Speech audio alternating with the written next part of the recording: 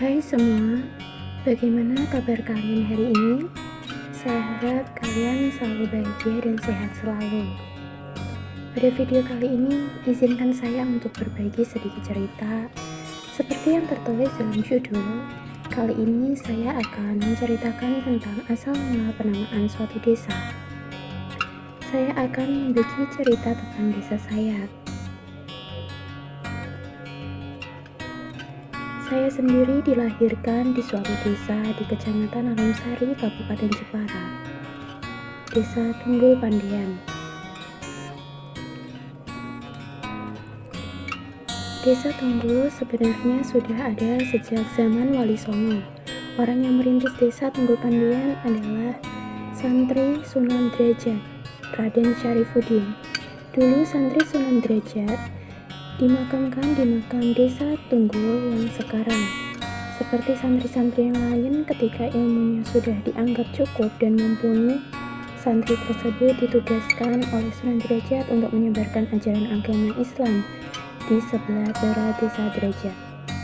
Tidak jauh beliau singgah di suatu pemukiman yang hanya terdiri dari beberapa rumah.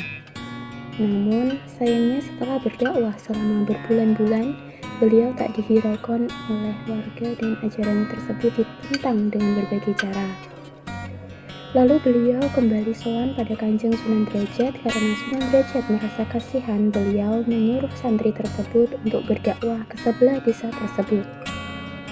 Kanjeng Sunan berkata, "Kalau kamu mau pergi ke sebelah baratnya lagi, maka kamu akan menjadi orang pinunjul. Disegani wargamu asal kamu bisa menjalankan amanah yang disyariatkan oleh Allah. Berlakulah arif dan bijaksana dalam menangani permasalahan.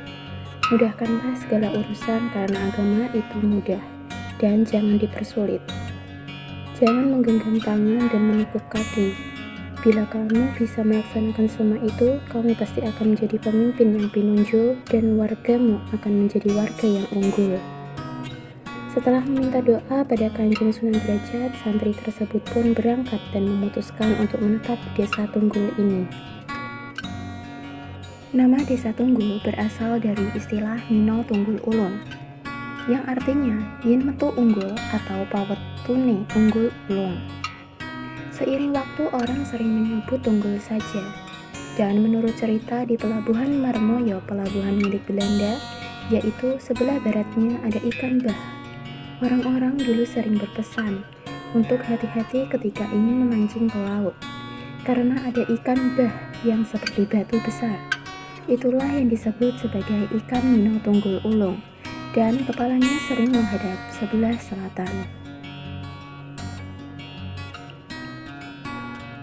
Mengenai makam dan nama beliau, beberapa narasumber tidak menyebutkan secara pasti, karena di Desa Tunggul ada 4 makam tua yang mengelilingi desa, yaitu sebelah barat terdapat makam tua yang disebut Kalbakal, sebelah barat daya ada makam Jogoboyo dan makam Mbah Ploso di perbatasan dengan Desa Sendang Agung.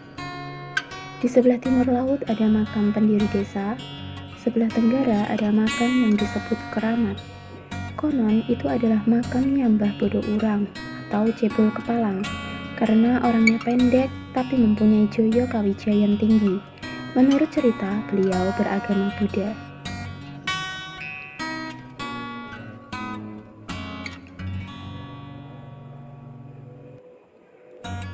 Di Desa Tunggul juga terdapat tokoh legendaris, yaitu Kiai Haji Muhammad Amin Mustafa.